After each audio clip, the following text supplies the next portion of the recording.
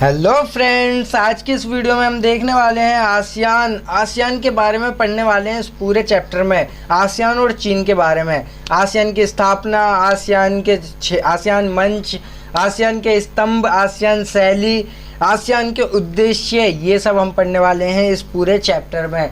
तो धैर्य बनाए रखिए और इसे देखते रहिए।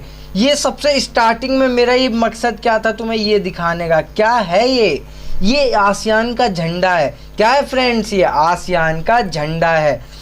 आसियान के झंडे में ये बीच में क्या है? ये बीच में ये पीली पीली आसियान के झंडे में ये 10 धान की बालियां हैं। क्या है फ्रेंड्स? 10 धान की बालियां हैं और ये एक रस्सी से कसा गया है।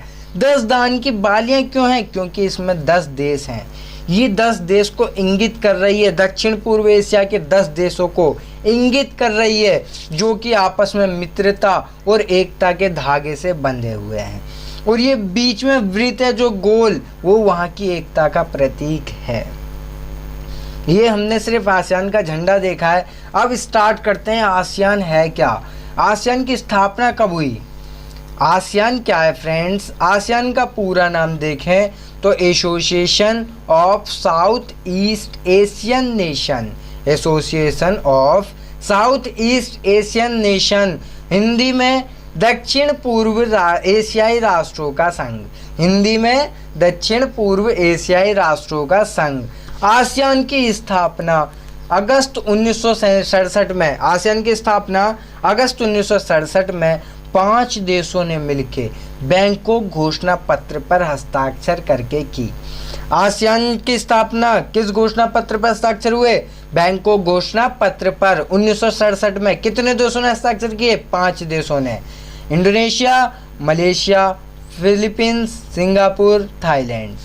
आसियान की स्थापना 1967 में की गई बैंकॉक घोषणा पत्र पर हस्ताक्षर करके। 5 देशों ने हस्ताक्षर किए, इंडोनेशिया, मलेशिया, सिंगापुर, थाईलैंड। बाद में 5 देश और आसियान में शामिल हो गए, Vietnam, Cambodia, Laos, Myanmar, Brunei और दारुसलाम। फ्रेंड्स, ऐसी देखते रहिए। आसियान की स्थापना कब हुई? 1967 में। कौन से पत्र पर हस्ताक्षर करके? बैंकॉक घोषणा पत्र पे। कितने देशों ने किए? 5 देशों ने, Indonesia, Malaysia, Philippines, Singapore, Thailand. ASEAN का उद्देश्य क्या था? आसियान का उद्देश्य क्या था? क्यों बनाया गया आसियान? आसियान का पहला उद्देश्य था सदस्य देशों का आर्थिक विकास करना।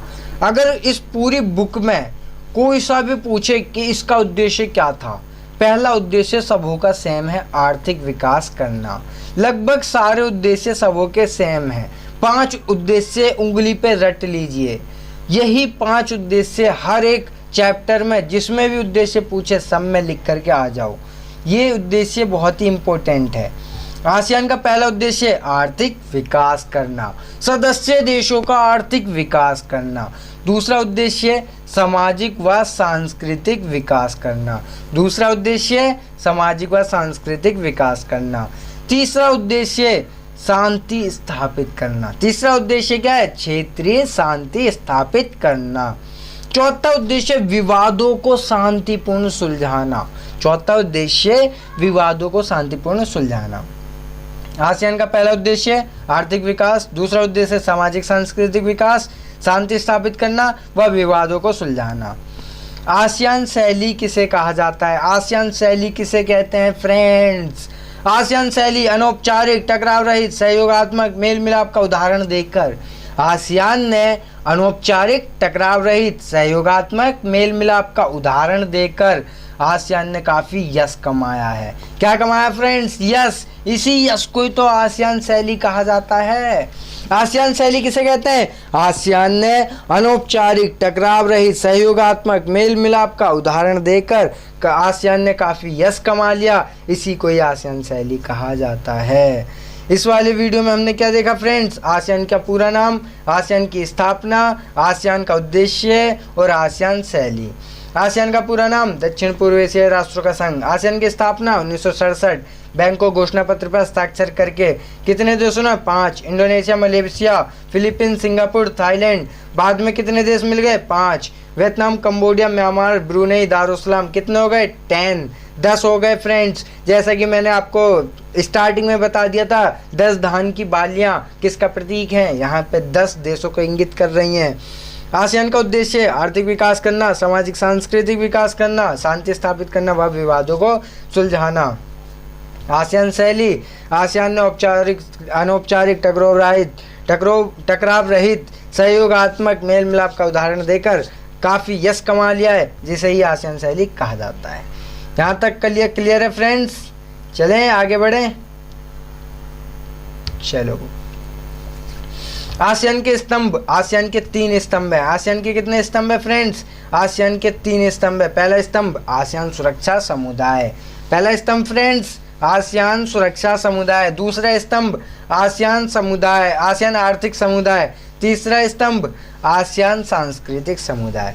आसियान सुरक्षा समुदाय, आसियान आर्थिक समुदाय, आसियान सांस्कृतिक समुदाय। आसियान सुरक्षा समुदाय का उद्देश्य क्षेत्रीय विवादों को सैनिक टकराव तक न ले जाने देना। आसियान सुरक्षा समुदाय का उद्देश्य है क्षेत्रीय विवादों को सैनिक टकराव तक न ले जाने देना। आसियान आर्थिक समुदाय का उद्देश्य है आसियान देशों के लिए साझा बाजार तैयार करना व उत्पादन के आधार तैयार करना व सामाजिक व आर्थिक विकास करना। आसियान सांस्कृतिक समुदाय, इसका उद्देश्य है आसियान के देशों के बीच टकराव की जगह बातचीत को बढ़ावा देना। समझ आ गया फ्रेंड्स? आगे बढ़ें। आसियान के कितने स्तंभ हैं? 3। आसियान आर्थिक समुदाय, आसियान सांस्कृतिक सामाजिक समुदाय, आसियान सुरक्षा समुदाय। आसियान क्षेत्रीय मंच, आसियान क्षेत्रीय मंच की स्थापना कब हुई फ्रेंड्स? 1994।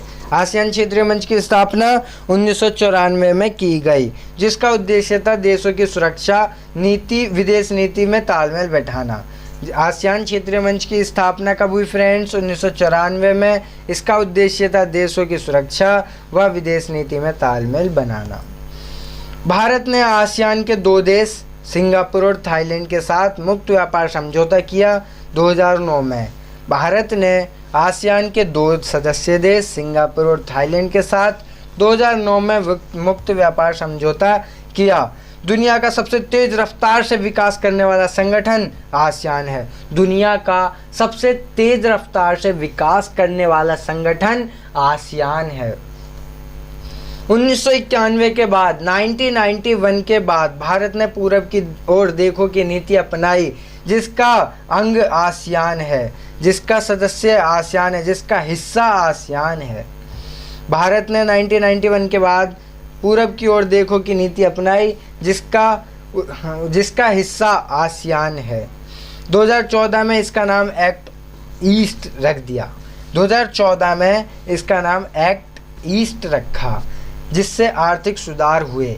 आपको ये स्क्रीन पे दिख रहा है, ये हाल फिलहाल की तस्वीर है हमारे नरेंद्र मोदी जी की, जो कि आसियान देशों के साथ हैं। चलिए फ्रेंड्स आगे देखते हैं।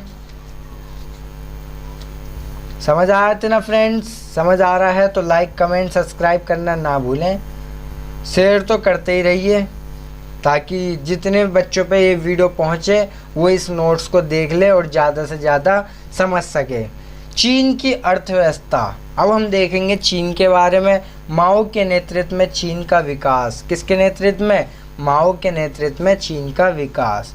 वहाँ पे चीनी क्रांति 1949 में हुई। चीनी क्रांति कब हुई? 1949। चीनी क्रांति के बाद चीन में साम्यवादी शासन की स्थापना हुई। चीनी क्रांति के बाद चीन में साम्यवादी शासन की स्थापना हुई। इस साम्यवादी शासन की स्थापना तो हुई, लेकिन 3 समस्याएं उत्पन्न हो गई। पहली समस्या, संसाधनों का ज़्यादा प्रयोग कर दिया उद्योगों में।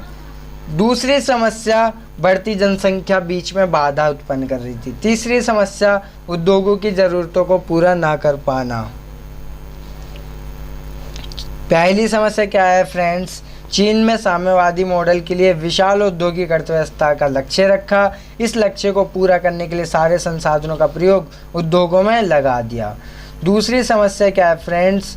वहाँ के नागरिकों को रोजगार, स्वास्थ्य, सामाजिक कल्याण सब तो मिला, किंतु बढ़ती जनसंख्या बाधा उत्पन्न कर रही थी। तीसरी समस्या, औद्योगिक की ज़रूरतों को कृषि क्षेत्र पूरा नहीं कर पा रहा था, क्योंकि कृषि क्षेत्र पिछड़ गया था। समझ आया फ्रेंड्स? आगे बढ़ें। माओ के नेतृत्व में चीन का विकास। 1949 में चीनी क्रांति हुई, जिसके बाद वहाँ पे साम्यवादी शासन की स्थापना हुई और 3 समस्याएं उत्पन्न हो गई। 3 समस्या में से पहली समस्या संसाधनों का पूरा प्रयोग उद्योगों में कर दिया। दूसरी समस्या वहाँ की बढ़ती जनसंख्या बाधा आ रही थी। तीसरी समस्या उद्योगों की ज़रूरतों को पूरा ना कर पाना। चीन में सुधारों की पहल, वेरी इंपॉर्टेंट टॉपिक। चीन में सुधारों की पहल 1972 में अमेरिका से संबंध बना के राजनीतिक और आर्थिक एकांतवास को ख़त्म किया। सुधारों की पहल का पहला कदम कब रखा? 1972 में, जब अमेरिका से संबंध बनाए वह राजनीतिक और आर्थिक एकांतवास को ख़त्म किया। 1973 में चीन के प्रधानमंत्री चाउ एन लाई ने 4 क्षेत्रों में आधुनिकीकरण का प्रस्ताव रखा। कृषि क्षेत्र, प्रौद्योगिक, सेवा, विज्ञान। 1978 में देंग शाओपिंग ने आर्थिक सुधार किए और खुले द्वार की नीति अपनाई। खुले द्वार की नीति कब अपनाई फ्रेंड्स? 1978 में। 1982 में खेती का निजीकरण किया। 1982 में खेती का निजीकरण किया। 1998 में उद्योगों का निजीकरण किया। 1998 में उद्योगों का निजीकरण किया और स्पेशल इकोनॉमिक जोन की स्थापना कर दी 1998 में। 2001 में विश्व व्यापार संगठन से शामिल हो गया, WTO से शामिल हो गया। फ्रेंड्स, चीन में सुधारों की पहल 1972 से स्टार्टिंग हुई। 1972 में अमेरिका से संबंध बनाए व राजनीतिक और आर्थिक एकांतवास को ख़त्म किया। 1973 प्रधानमंत्री चाउ एन लाई ने 4 प्रस्ताव में आधुनिकीकरण का प्रस्ताव रखा। 1978 देंग शाओपिंग ने खुले द्वार की नीति अपनाई। 1982 खेती का निजीकरण। 1998 उद्योगों का निजीकरण व स्पेशल इकोनॉमिक जोन की स्थापना। 2001 विश्व व्यापार संगठन का सदस्य बन गया। चीन में सुधारों के नकारात्मक प्रभाव क्या पड़े? पहला नकारात्मक प्रभाव पड़ा, वहाँ के आर्थिक विकास तो हुआ लेकिन उसका लाभ समाज के सभी सदस्यों को नहीं मिला। चीन में आर्थिक विकास का लाभ समाज के सभी सदस्यों को नहीं मिला।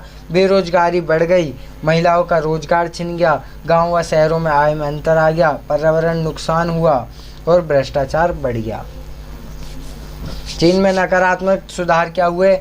आर्थिक विकास का लाभ समाज के सभी वर्गों को नहीं मिला, बेरोजगारी बढ़ गई, महिलाओं का रोजगार छिन गया, गांव व शहर में आय में अंतर आ गया, पर्यावरण प्रदूषण हुआ, भ्रष्टाचार बढ़ गया। भारत और चीन के साथ कुछ सुधारात्मक संबंध, कुछ विवाद वाले संबंध, कुछ नकारात्मक हैं तो कुछ सकारात्मक हैं।